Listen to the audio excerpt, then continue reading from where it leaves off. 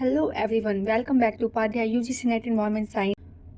Here we will cover topics related to environment science. All these topics covered here are very important from exam points of view and also for your academic requirements. So आज हम environment chemistry का part 5 करेंगे.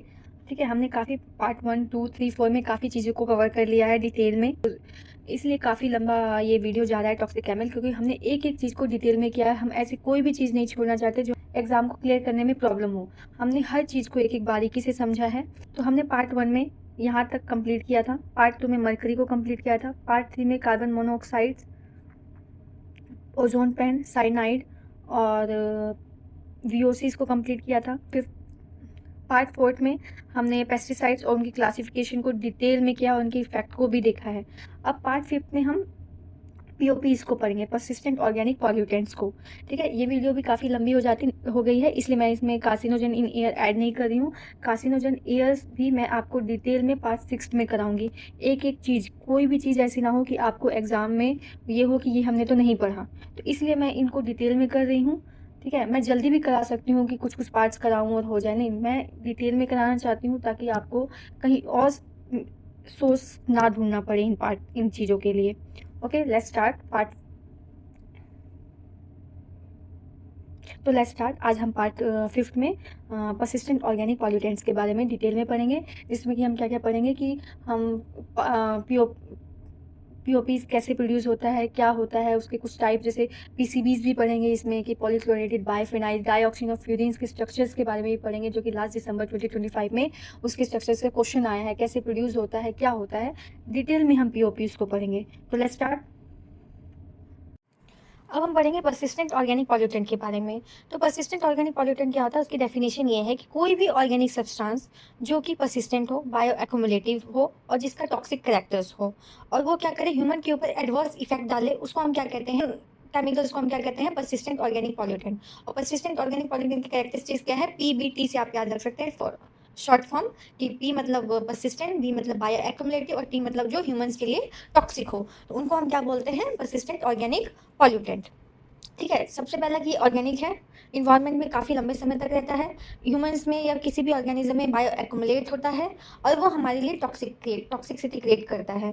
तो ऐसे chemicals को, ऐसे organic chemicals को हम क्या बोलते हैं, persistent organic pollutant. United Nation Environment Programme ने 12 ऑर्गेनोक्लोराइड्स पर्सिस्ट को पीओपीज की कैटेगरी में रखा है, जिसको हम शॉर्ट फॉर्म में क्या बोलते हैं, डर्टी डजन्स. ठीक है, अगर डर्टी डजन की बात आए तो ये किसने दिया है, यूएनईपी ने दिया है, यूनाइटेड नेशन इन्वायरमेंट प्रोग्राम, जिसमें कि 12 ऑर्गेनोक्लोराइड्स आते हैं, जिसको हम क्या बोलते हैं, पर्सिस्टेंट ऑर्गेनिक पॉल्यूटेंट. और शॉर्ट निकनेम से किससे जानते हैं हम, डर्टी डजन से. डर्टी डिटर्जेंट्स में कौन कौन आते हैं, देखिए, डाइऑक्सिन फ्यूरेंस, ठीक है, जो कि बहुत ही टॉक्सिक है. एग्जाम में लास्ट टाइम दिसंबर 2025 में ये पूछा गया है. ठीक है, कि इनके डायग्राम से क्वेश्चन आए थे.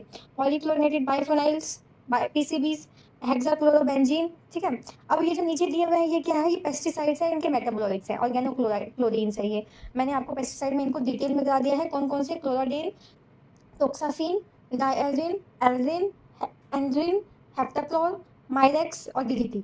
इनको हमने क्या किया है, पेस्टिसाइड में डिटेल में किया हुआ है. ऑर्गेनोक्लोरीन्स के जो कैरेक्टर होंगे वो इनके कैरेक्टर्स होंगे. ठीक है, तो हम यहाँ पे इनको डिटेल में नहीं पढ़ेंगे, हम किसको पढ़ेंगे, इन चार को यहाँ पे डिटेल में पढ़ेंगे. डाइऑक्सिन और फ्यूरेंस के बारे में मैं बताऊंगी, पॉलीक्लोरेटेड बाइफेनाइल्स के बारे में मैं यहाँ पे डिटेल में आपको बताऊंगी.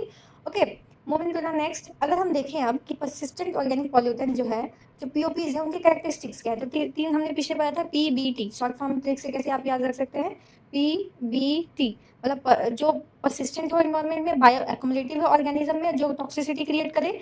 एक और है लॉन्ग रेंज ट्रांसपोर्ट, एल, पीबीटीएल इसकी ट्रिक है. ओके, तो पीबीटीएल जो है वो किसकी ट्रिक है, पर्सिस्टेंट ऑर्गेनिक पॉल्यूटेंट की प्रॉपर्टीज को याद रखने की. तो सबसे पहला क्या है, पर्सिस्टेंस. पर्सिस्टेंट का मतलब क्या है कि कोई भी केमिकल या कोई भी सब्सटेंस की वो प्रॉपर्टी इन्वायरमेंट में रहने की, ना वो बायोलॉजिकली ना वो केमिकली डिग्रेड होगा. ठीक है, डिग्रेड नहीं होगा तो वो क्या है, लंबे समय तक इन्वायरमेंट में पर्सिस्टेंट रहेगा. पर्सिस्टेंट मतलब कि मौजूद रहेगा. और इसको किस में मेजर किया जाता है, हाफ लाइफ में मेजर किया जाता है. कितने लंबे समय तक ये रहा, उसको हाफ लाइफ में मेजर किया जाता है. दूसरा है बायो एक्युमुलेशन. देखिए, मैंने आपको पेस्टिसाइड में बताया है कि बायो एक्युमुलेशन जो है, जब हम सिंगल ऑर्गेनिज्म में कितना केमिकल एक्युमुलेट हुआ है इन पीपीएम मेजर करते हैं, तो उनको बायो एक्युमुलेशन कहते हैं.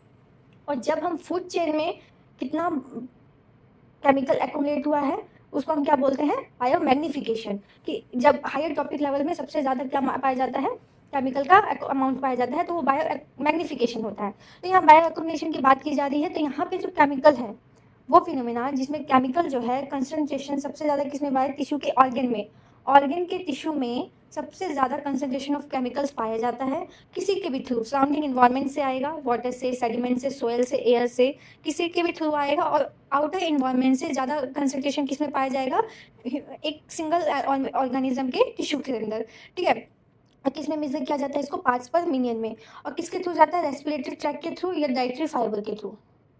देखिए बायो एक्यूमुलेशन क्या होता है, ये एक फिनोमिना है जिसमें केमिकल जो है उसका जो कंसंट्रेशन है वो आउटर इन्वायरमेंट से ज़्यादा किसी भी ऑर्गेनिज्म के टिश्यू में पाया जाएगा। Surrounding environment, water, sediment, soil, air, इससे ज़्यादा कंसंट्रेशन वो किसमें मिलेगा, ऑर्गेनिज्म के टिश्यू में मिलेगा। और किसके थ्रू जाता है, रेस्पिरेटरी और डाइटरी अपटेक के थ्रू। या तो हम उसको इनहेल करेंगे, या तो हम उसको माउथ के थ्रू कुछ खाएंगे तो उसके थ्रू हमारे अंदर चला जाएगा और हमारे शरीर में, हमारे टिश्यूज़ में या किसी भी ऑर्गेनिज्म के टिश्यू में वो बायो एक्यूमुलेट हो जाएगा, इकट्ठा हो जाएगा, ठीक है। और हमारे इन्वायरमेंट, जो आसपास का इन्वायरमेंट है, चाहे वो वाटर हो, सोयल हो, एयर हो, उससे ज़्यादा हमारे शरीर में मिलेगा या किसी भी ऑर्गेनिज्म के शरीर में मिलेगा, तो उसको हम क्या बोलते हैं, बायो एक्यूमुलेशन। बायो एक्यूमुलेशन को किसमें मेजर किया जाता है, ppm में, पार्ट्स पर मिलियन में। अब हम टॉक्सिसिटी की बात करें, ठीक है। टॉक्सिसिटी को बहुत तरीके से हम रिपोर्ट कर सकते हैं, मतलब बहुत तरीके से डिफाइन कर सकते हैं, ठीक है। जैसे कि वो शॉर्ट टर्म है या लॉन्ग टर्म है। अगर शॉर्ट टर्म है तो उसको एक्यूट टॉक्सिसिटी बोलते हैं। अगर लंबे समय से हो है तो उसको क्या बोलते हैं, क्रॉनिक टॉक्सिसिटी बोला जाता है। अब लिथल डोज है या इफेक्टिव डोज है। लिथल डोज क्या होता है, LD50, और इफेक्टिव डोज क्या है, ED50। LD50 या ED50 किसे कहा जाता है, वो डोज जिससे कोई भी ऑर्गेनिज्म या तो मर जाए या तो उस पर इफेक्ट हो 50% of the population of the test population. जिस 50% एनिमल्स को हमने, जैसे हमने 1000 एनिमल्स को टेस्ट किया कि इसके ऊपर इन केमिकल का क्या इफेक्ट हुआ है, तो उसमें से अगर 50% एनिमल्स जो है वो या तो अफेक्टेड हो उस केमिकल से या फिर उनकी डेथ हो जाए, तो उसको हम क्या बोलते हैं कि ये जो है ये लिथल डोज 50 है या इफेक्टिव डोज 50 है, LD50 है। या फिर टिश्यू लेवल पे उस ऑर्गेनिज्म को एडवर्स इफेक्ट शो कर रहा है, तो इस तरह से हम टॉक्सिसिटी को मेजर करते हैं POPs की, कि कोई भी सब्सटेंस या तो एक्यूट है या कॉलोनिक है, या LD15 कितना है, LD50 उसका कितना है, या टिश्यू लेवल पे वो ऑर्गेनिज्म को कितना इफेक्ट दे रही है। अब हम लॉन्ग रेंज इन्वायरमेंट ट्रांसपोर्ट की बात करें, जो POPs है वो सेमी वोलेटाइल है, ठीक है। सेमी, देखिए जो परसिस्टेंट ऑर्गेनिक पॉल्यूटेंट की बात करें कि ये लॉन्ग रेंज इन्वायरमेंट ट्रांसपोर्ट करता है, क्यों करता है, क्योंकि ये सेमी वॉलेटाइल है, ठीक है। इसका कैरेक्टरिस्टिक है कि सेमी वॉलेटाइल है, इसीलिए या तो ये वेपर फॉर्म में ट्रांसपोर्ट होगा, या तो एटमॉस्फेयर में जो पार्टिकल्स हैं उनके द्वारा एब्जॉर्ब होकर फिर एक जगह से दूसरी जगह ट्रांसपोर्ट होगा। जैसे आपको तो पता है कि एटमॉस्फेयर के पार्टिकल्स जो है वो काफ़ी लंबी दूरी तय करते हैं, तो अगर ये एटमॉस्फेयर के पार्टिकल्स के ऊपर एब्जॉर्ब हो जाएगा तो ये एक जगह से दूसरी जगह इजीली जा सकता है, इसीलिए ये लॉन्ग डिस्टेंस कवर करता है, ठीक है। अगर हम वार्म टेम्परेचर की बात करें कि वार्म टेम्परेचर में क्या होगा, ये वेपर फॉर्म में इजीली इवेपोरेट हो जाएगा, ठीक है। ट्रॉपिकल और सब ट्रॉपिकल रीजन, तो आपको ये एग्जाम याद रखना है कि ट्रॉपिकल और सब ट्रॉपिकल रीजन में जो परसिस्टेंट ऑर्गेनिक पॉल्यूटेंट्स हैं वो वेपर फॉर्म में ट्रांसफर हो जाता है, ठीक है, ट्रांसपोर्ट हो जाता है, जिसकी वजह से वो क्या है कि ये जनरेट तो हुआ है ट्रॉपिकल और सब ट्रॉपिकल लेवल से, वहाँ से वो इवेपोरेट होकर कहाँ जाएगा, अब किस तरफ जाएगा, इवेपोरेट होकर कूल टेम्परेचर, मतलब कि पोलर रीजन की तरफ। तो यहाँ पे बोला है कि भाई कोल्डर टेम्परेचर में जो हायर लैटिट्यूड्स पे है ये क्या होता है, ये डिपॉजिट हो जाता है ऑन टू द सॉइल और वाटर, ठीक है। मतलब कि अगर यहाँ ट्रॉपिकल और सब ट्रॉपिकल लेवल से ये इवेपोरेट होके ये कहाँ चला जाता है, हायर लैटिट्यूड्स पे जाके एक्यूमुलेट हो जाता है। कोल्ड टेम्परेचर में एक्यूमुलेशन की प्रॉपर्टी रखता है, और वार्म टेम्परेचर में ये इवेपोरेशन की प्रॉपर्टी रखता है, इसीलिए वो जनरेट तो होता है ट्रॉपिकल और सब ट्रॉपिकल लेवल पे, लेकिन पाया कहाँ जाता है, हायर लैटिट्यूड्स पे, ओके। परसिस्टेंट ऑर्गेनिक पॉल्यूटेंट की प्रॉपर्टीज़ है persistent PBTL, PBTL, persistent bioaccumulation, toxicity toxicity और लॉन्ग रेंज ट्रांसपोर्ट, ठीक है। अब हम कुछ ना यहाँ पे कुछ पॉइंट्स दिए हुए हैं POP से रिलेटेड। एक तो ग्रास ऑपर इफेक्ट क्या होता है, POP शो करता है, और एक इन्वर्टेड कंसंट्रेशन ग्रेडियंट क्या होता है, ये दोनों जो है POP शो करते हैं। तो इसके बारे में अगर हम पढ़ें, जो POPs है वो लंबा दूरी तय करते हैं, लॉन्ग डिस्टेंस ट्रेवल करते हैं। क्यों, कैसे करते हैं, क्योंकि वो इवेपोरेट हो जाते हैं ईजिली।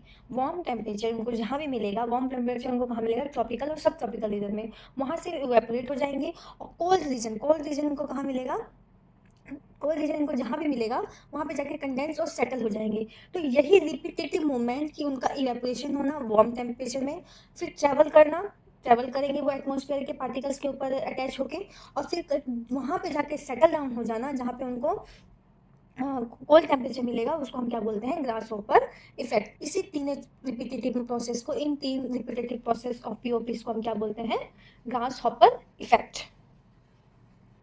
देखिए जैसे कि ये वार्म टेम्परेचर पे, यहाँ पे वार्म टेम्परेचर मिला, यहाँ पे पीओपी है, ठीक है।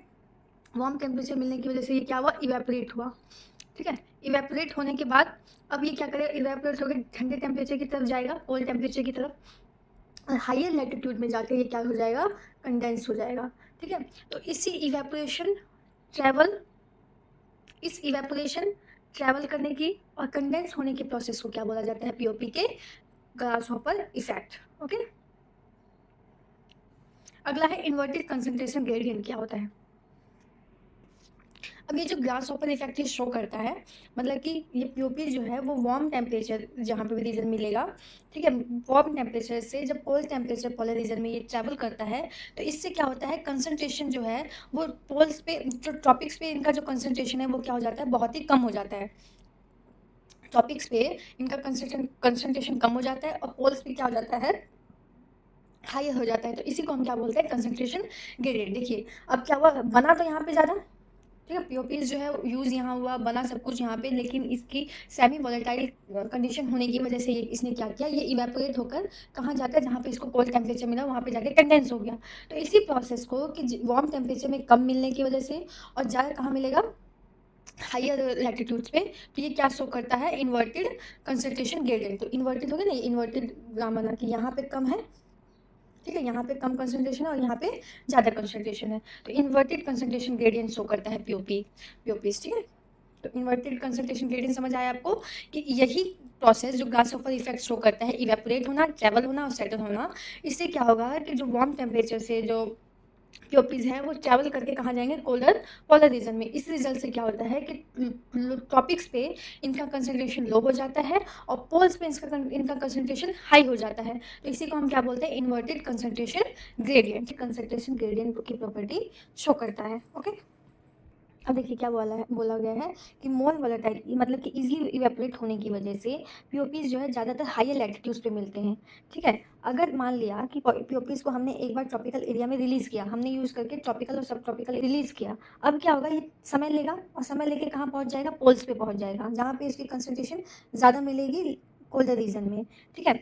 Due to their high persistent and travel ability to travel, POP जो है वो ज़्यादा कहाँ मिलता है, वहाँ मिलता है जहाँ पे इसका कभी यूज़ ही नहीं हुआ। आर्कटिक और अंटार्कटिक में इसका कंसंट्रेशन सबसे ज़्यादा मिलता है, लेकिन कोल्डर रीजन में तो इसका यूज़ ही नहीं हुआ, क्योंकि वहाँ पे इतनी ज़्यादा पॉपुलेशन है ही नहीं। ज़्यादातर क्या है, ट्रॉपिकल और सब ट्रॉपिकल रीजन में है, तो इसका कंसंट्रेशन वहाँ ज़्यादा मिलेगा जहाँ कभी इसका यूज़ ही नहीं हुआ। आर्कटिक और सब आर्कटिक रीजन में, आर्कटिक और अंटार्कटिक रीजन में इसका सबसे ज़्यादा कंसंट्रेशन पाया जाएगा।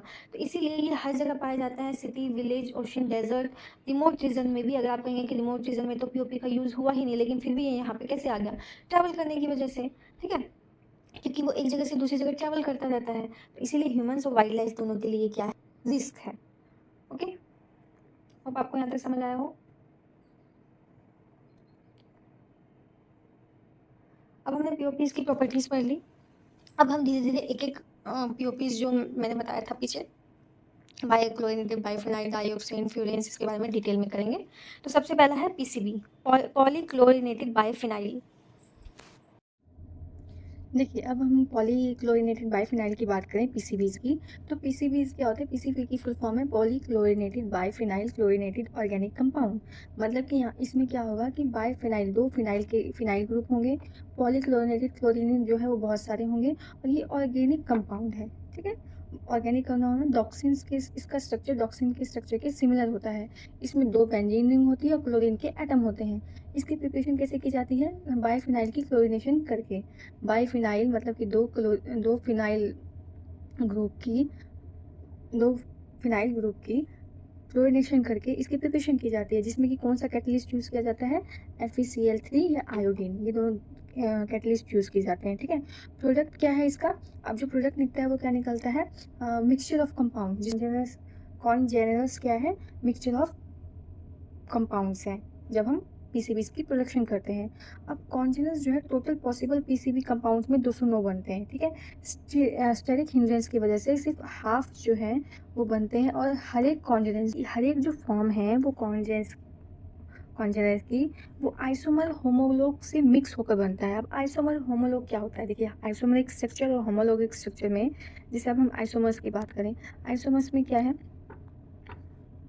आइसोमर्स में सेम मॉलिक्यूलर फॉर्मूला होगा, डिफरेंट बेसिक स्ट्रक्चर होगा, और होमोलॉग में क्या होगा, डिफरेंट मॉलिक्यूलर फॉर्मूला होगा, सेम बेसिक स्ट्रक्चर होगा।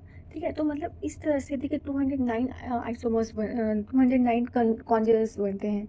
तो किसी का फॉर्मूला सेम होगा, किसी का बेस स्ट्रक्चर डिफरेंट होगा, किसी का डिफरेंट मॉलिक्यूलर फॉर्मूला होगा, सेम बेस स्ट्रक्चर होगा। इस तरह से 209 कॉन्जेनेस बनते हैं। ठीक है, तो हम ये कह सकते हैं कि कॉन्जेनेस क्या है, वो 209 अलग अलग पॉसिबल पीसीज में 209 पॉसिबल कॉन्जेनेस बनते हैं, जो कि हर एक कॉन्जेनेस जो है वो होमोलॉग और आइसोमर्स से मिलकर बना हुआ होता है। ठीक है, अब फिजिकल नेचर की बात करें, डिपेंड ऑन क्लोरीन कंटेंट, मतलब फिजिकल नेचर उसका किस पे डिपेंड करता है पीसीबी का, कि उसमें क्लोरीन का कंटेंट कितना है। ठीक है, समझ रहे हैं बात, कि पीसीबी इसका फिजिकल नेचर क्या है, वो डिपेंड करता है कि उसमें क्लोरीन का कंटेंट कितना है। लो क्लोरीन है तो वो क्या होगा, लाइट लिक्विड होगा, लाइट ऑयली लिक्विड। अगर किसी भी पीसीबीज में कोई पीसीबी अगर लाइट ऑयली लिक्विड है तो उसमें मतलब कि क्लोरीन कम है। कोई विस्कस ऑयल है तो मतलब मीडियम क्लोरीन है। अगर ग्रीसी और वैक्सी टेक्सचर है उसका तो क्या है, हाई क्लोरीन है। तो ये फिजिकल नेचर है पीसीबीज का। ठीक है, इससे आप पता लगा सकते हैं कि क्लोरीन की अगर ग्रीसी वैक्स नेचर है किसी भी केमिकल का, तो वो पीसीबी क्या है, उस पीसीबी में हाई क्लोरीन कंटेंट होगा। तो इस तरह से आप पता लगा सकते हैं फिजिकल नेचर ऑफ, देख के पता लगा पाएंगे कि क्लोरीन किस में ज़्यादा है, क्लोरीन किस में कम है। अगर पीसीबी की करेक्ट प्रॉपर्टीज़ की बात करें तो लो सॉल्युबिलिटी है, ये सॉल्युबल नहीं होता, लिपिड में सॉल्युबल है। ठीक है, फ्लेम रेजिस्टेंस है, ठीक है, मतलब फ्लेम से रेजिस्ट करता है हमें। केमिकल स्टेबल है, इस फ्लेम रेजिस्टेंट होने की वजह से हम इसको इलेक्ट्रिकल इंस्ट्रूमेंट में भी यूज़ करते हैं। ठीक है, ये केमिकली स्टेबल है, किसी के साथ जल्दी रिएक्ट नहीं करता।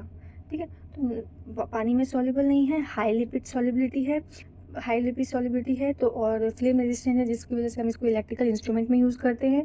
केमिकल स्टेबल है, किसी के साथ ये इजली रिएक्ट नहीं करता। मतलब ये वाटर की सॉल्युबिलिटी और वेपर प्रेशर पीसीबी का, अगर कोई भी पीसीबी पॉलीक्लोरिनेटेड बाइफेनाइल वाटर में कम सॉल्युबल है तो मतलब कि उसमें क्या है, डिग्री ऑफ सब्स्टिट्यूशन क्या होगा, उसका ज़्यादा होगा। तो मतलब कि वाटर सॉल्युबिलिटी या फिर vapour pressure is inversely proportional to substitution process. Substitution, degree of substitution, कोई भी चीज़ उसमें सब्स्टिट्यूट होगी कि नहीं होगी, वो क्या होता है, वो इनवर्सली प्रोपोर्शनल होता है। ठीक है, और लिपिड की सॉल्युबिलिटी इंक्रीज होती है विद इंक्रीजिंग क्लोरीन सब्स्टिट्यूशन। मतलब कि अगर लिपिड ज़्यादा सॉल्युबल हो रहा है, इसका मतलब कि उसमें क्लोरीन का कंटेंट ज़्यादा है। PCBs have stable to oxidation, flame resistant, relatively inert substance, ये तो हमने पीछे पढ़ा है। अब यहाँ पे ऐसे याद रख सकते हैं, vapour water solubility and vapour pressure is inversely proportional two degree of substitution.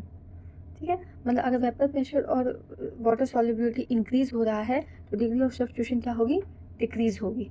ठीक है, और वही लिपिड की सॉल्युबिलिटी जो है वो डायरेक्टली प्रोपोर्शनल है क्लोरीन के सब्स्टिट्यूशन से। मतलब जितनी ज़्यादा लिपिड में सॉल्युबल है कोई भी पीसीबी, उतना ज़्यादा क्या है, क्लोरीन का कंटेंट ज़्यादा है। ठीक है, तो ये बहुत इंपॉर्टेंट है, इसको आप याद कर लें। ठीक है, अब इसकी यूज़ की बात करें, because of their non flammability, मतलब ये किसी के साथ, ये इसमें इजीली फायर कैच नहीं करता।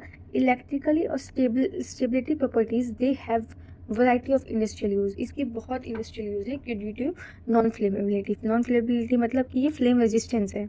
हीट ट्रांसफर फ्लूइड में इसका यूज़ होता है, हाइड्रोलिक फ्लूइड में इसका यूज़ होता है, प्लास्टिसाइजर में इसका यूज़ होता है, फ्लेम रिटार्डेंट्स में इसका यूज़ होता है, इलेक्ट्रिकल इंसुलेटर में इसका यूज़ होता है। ठीक है, ये यूजेस की बात करी है पीसीबीज के।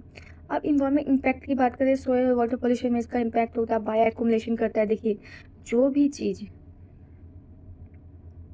केमिकली स्टेबल है, हाई लिपिड सॉल्युबिलिटी मतलब कि लिपिड में ये ईजिली सॉल्युबल हो जाएगा। लिपिड में ईजिली सॉल्युबल हो जाएगा तो मतलब ये हमारे फैट टिश्यू में जाके एक्युमुलेट हो जाएगा। तो बाय एक्युमुलेशन तो करता है कि मतलब कि ये हमारे बॉडी टिश्यू में जाके एक्युमुलेट हो जाता है, फैटी टिश्यू में, और हमारे ऊपर इम्पैक्ट डालता है। Store in fat tissue of organism, दिया हुआ ये लाइन। ठीक है, अब टाइप ऑफ डाइऑक्सिन में क्या है, दो तरह के हैं, जो एक पहला जो डायोक्सिन्स की तरह दिखाई देंगे और दूसरा जो डायोक्सिन्स की तरह दिखाई नहीं देंगे। और डायोक्सिन क्या है, हाईली टॉक्सिक केमिकल है। तो डायोक्सिन की तरह जो दिखाई देंगे उसका प्रॉपर्टी भी डायोक्सिन की तरह होगा, highly toxic, similar to dioxin, bind to H receptors. ठीक है, एच रिसेप्टर्स के बारे में हम आगे पढ़ेंगे।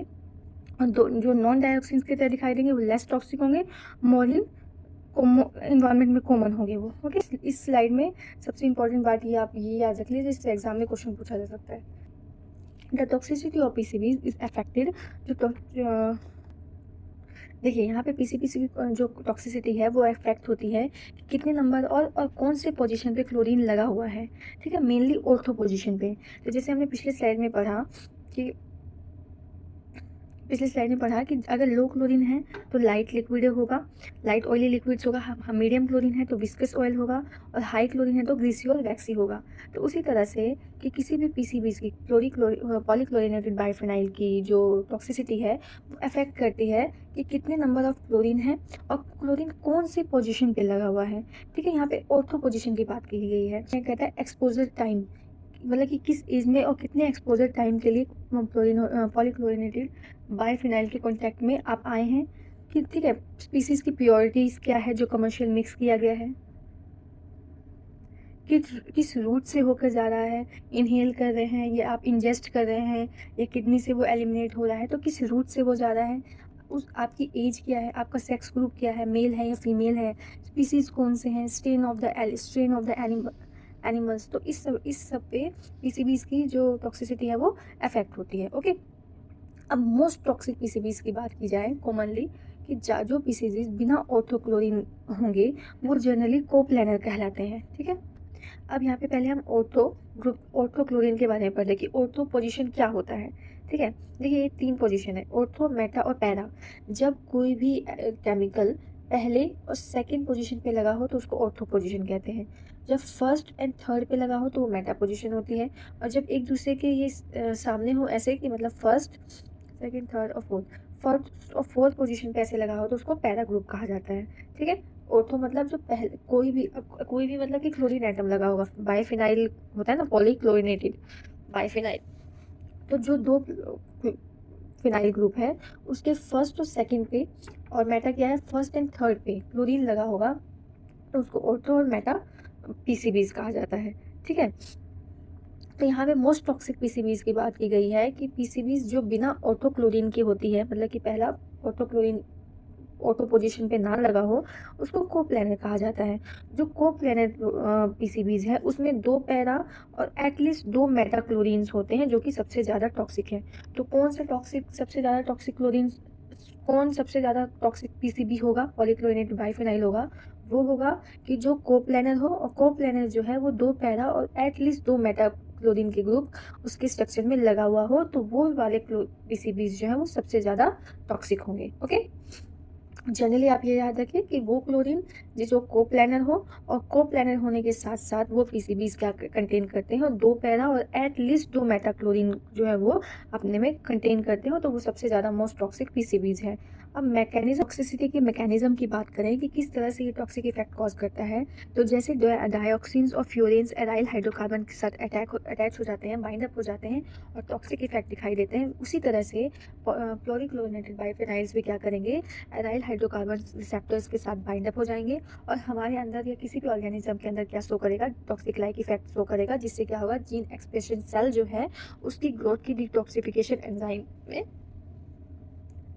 प्रॉब्लम होगी। ठीक है, ये कौन कौन से ग्रुप सेंसिटिव होते हैं। ठीक है, जैसे हमने यहाँ पे पढ़ा था कि कौन कौन अफेक्ट होते हैं, तो वैसे यहाँ पे कौन से ग्रुप जो है वो सेंसिटिव होते हैं पीसीबीज के, एग, एम्ब्रियो और बेबीज। अब देखिए जैसे कि ये क्या है, लिपिड में सॉल्युबल है, तो ये किसी भी ऑर्गेनिज्म के फैट टिश्यू में जाके एक्युमुलेट हो जाएगा, जिससे क्या होगा, ये एग में, एम्ब्रियोज में या बेबीज में क्या करेगा, उसमें एंडोक्राइन डिस्ट्रप्शन कॉज करेगा, जो कि मैंने आपको पेस्टिसाइड में डिटेल में कराया हुआ है। तो ये सेंसिटिव ग्रुप क्या है कि ये एग, एम्ब्रियो और बेबीज में मोस्ट सेंसिटिव है, फीमेल में ज़्यादा सेंसिटिव है एज अ मेल। ठीक है, ह्यूमंस और टॉप प्रेडेटर्स में मोस्ट अफेक्टेड है, जैसे कि एंडोक्राइन डिस्ट्रप्शंस की बात हमने की गई थी। एक्वेटिक एनिमल्स के लिए हाईली वर्नरेबल्स है पीसीबीज। ओके, तो होप आपको पीसीबी यहाँ तक समझ आया होगा। मैंने बहुत ईजिली तरीके से पीसीबीज को पॉइंट बाय पॉइंट यहाँ पे फालतू नहीं समझाया है, ताकि आपको ईजिली याद हो जाए। ओके, अब हम पढ़ेंगे डाइऑक्सिन ऑफ फ्यूरेंस के बारे में।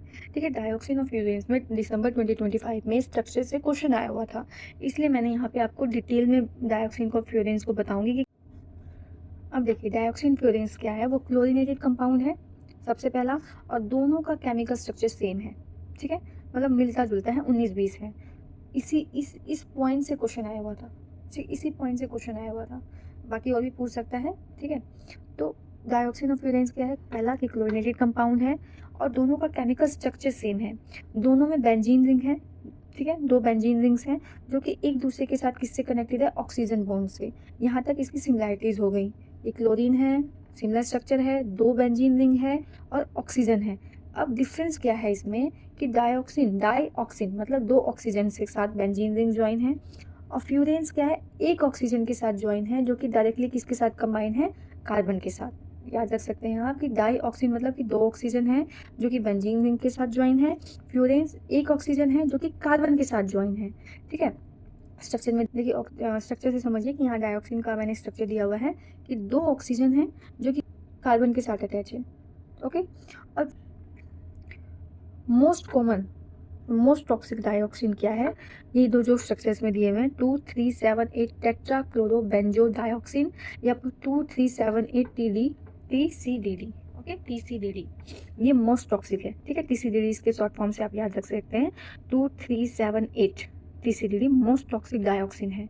अब डाइऑक्सिन को प्रोड्यूस कैसे किया जाता है, अब देखिए डाइऑक्सिन जो है वो हम नहीं प्रोड्यूस करते, as a bio product use होता है। मतलब कि इंटेंशनली हम प्रोड्यूस नहीं करते डाइऑक्सिन को।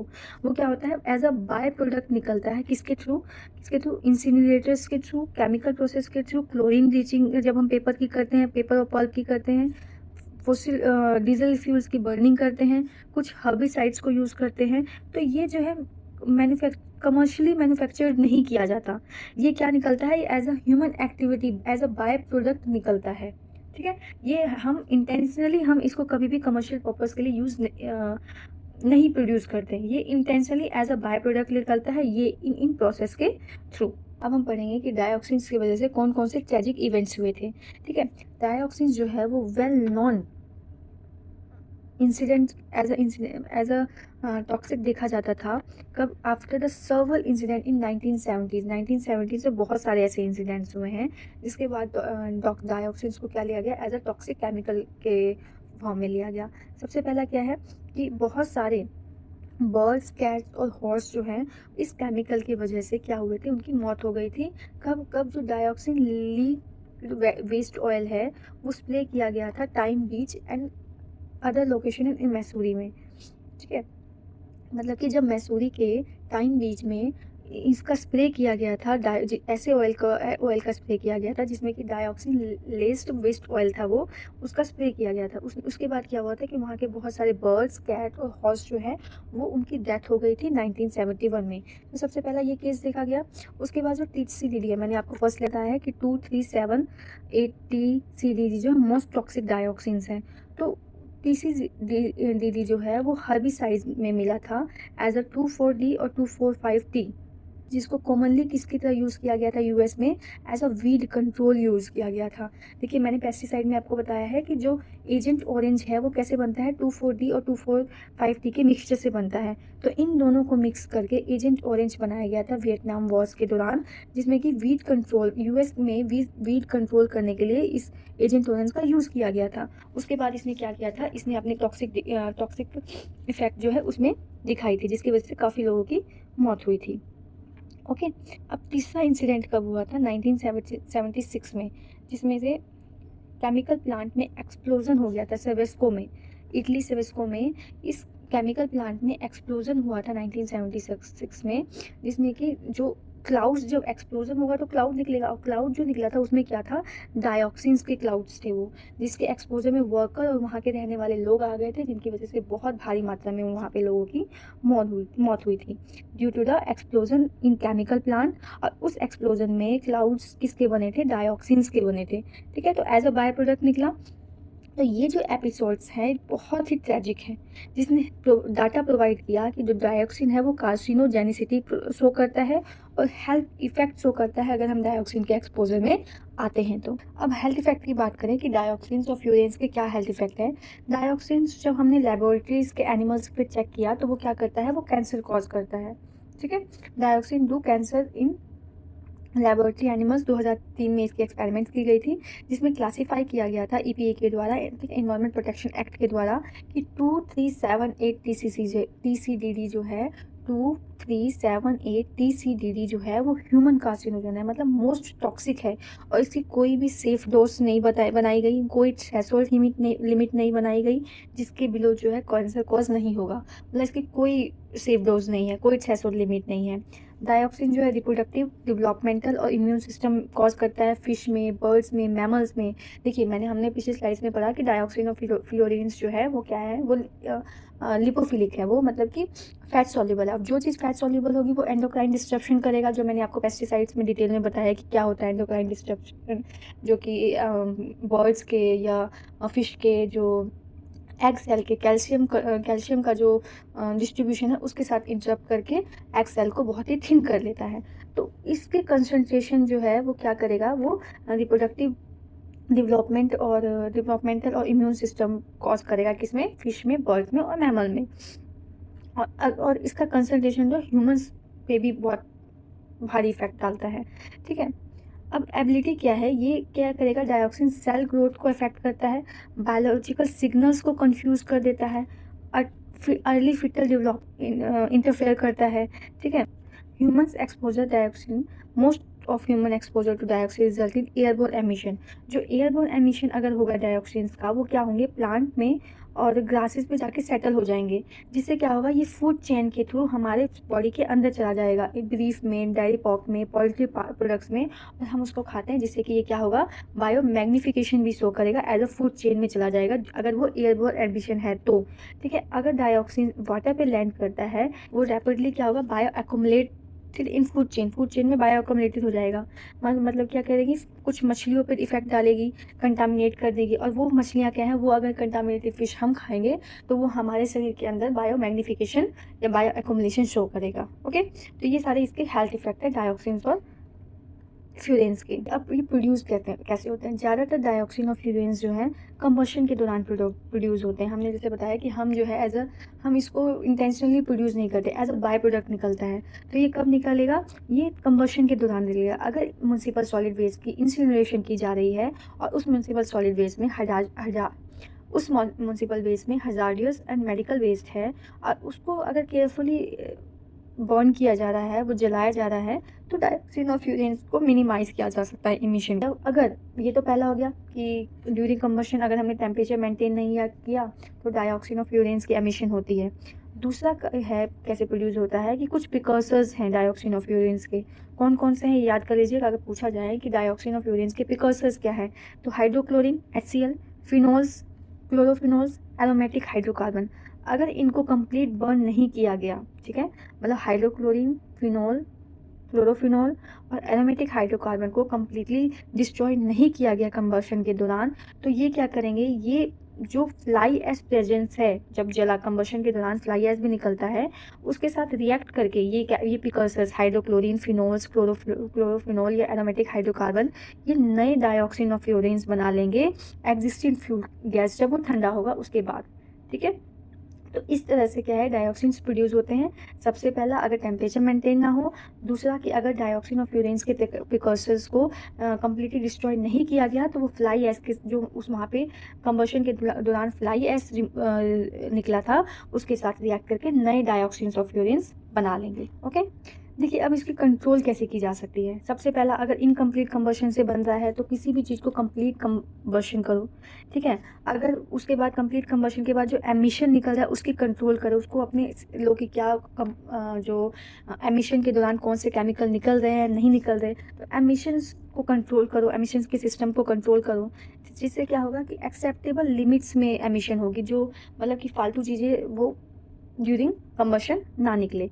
ठीक है, दूसरा क्या है, पीसीबी पॉलीक्लोरिनेटेड बायोफिनाइल्स में भी डायोक्सिन्स निकलते हैं उसके थ्रू भी, तो उनको बैन किया गया था 1978 में, तो उससे भी कंट्रोल किया जा सकता है। जैसे कि हर्बिसाइड्स, हमने पढ़ा लास्ट स्लाइड में कि 2,4-D और 2,4,5-T जो है ये एजेंट ऑरेंज बनाता है, और एजेंट ऑरेंज क्या करता है, वो डायोक्सिन्स को प्रोड्यूस करता है। तो जो पेस्टिसाइड्स थी इन पे क्या किया गया, कंट्रोल किया गया, पेस्टिसाइड्स के प्रोडक्शन को कंट्रोल किया गया, ठीक है, जिससे क्या होगा, डायोक्सिन्स प्रोड्यूस नहीं होंगे। तो 2,4,5-T को हर्बिसाइड्स को बैन किया गया, जिसकी वजह से जिससे कि डायोक्सिन के एमिशन को हम कंट्रोल कर सकते हैं, ठीक है। क्लोरिनेटेड हाइड्रोकार्बन्स का इसका क्या किया जाए, इसके यूज़ को, इसके प्रोडक्शन को, इसके डिस्पोजल को इम्प्रूव्ड कंट्रोल, अपने कंट्रोल वे में किया जाए, ठीक है। तो अगर कंट्रोल वे में हम जलाते हैं, कंबशन करते हैं, हम पीसीबीज को बैन कर देते हैं, हम एजेंट ऑरेंज को बैन कर देते हैं, हम इसकी, ठीक है, इसके प्रोडक्शन को, मतलब ये जो हेर्बिसाइड्स है, एजेंट ऑरेंज है, इसके प्रोडक्शन, यूज़ और डिस्पोजल प्रैक्टिस को हम कंट्रोल वे में लेते हैं, क्लोरिनेटेड हाइड्रोकार्बन्स को, तो क्या होगा, जो डायोक्सिन्स और फ्यूरेंस की जो एमिशन है वो कम होगी। ओके, तो होप आपको यहाँ तक समझ आया हो। मैं यहाँ पे आपको पीओपीज़ की डिटेल जो कैरेक्टरिस्टिक्स है, कैसे प्रोड्यूस होता है, उसके कुछ एग्जांपल्स जैसे डायोक्सिन, फ्यूरेन, पीसीबीज, पॉलीक्लोरिनेटेड बायोफिनाइल के कैरेक्टर्स को डिटेल में समझाया है। तो होप आपको यहाँ तक समझ आया हो। अगर आपको समझ आया हो, please like, share and subscribe my video. और अगर आपको कोई भी प्रॉब्लम है तो आप मुझसे कमेंट बॉक्स में पूछ सकते हैं। Thank you so much.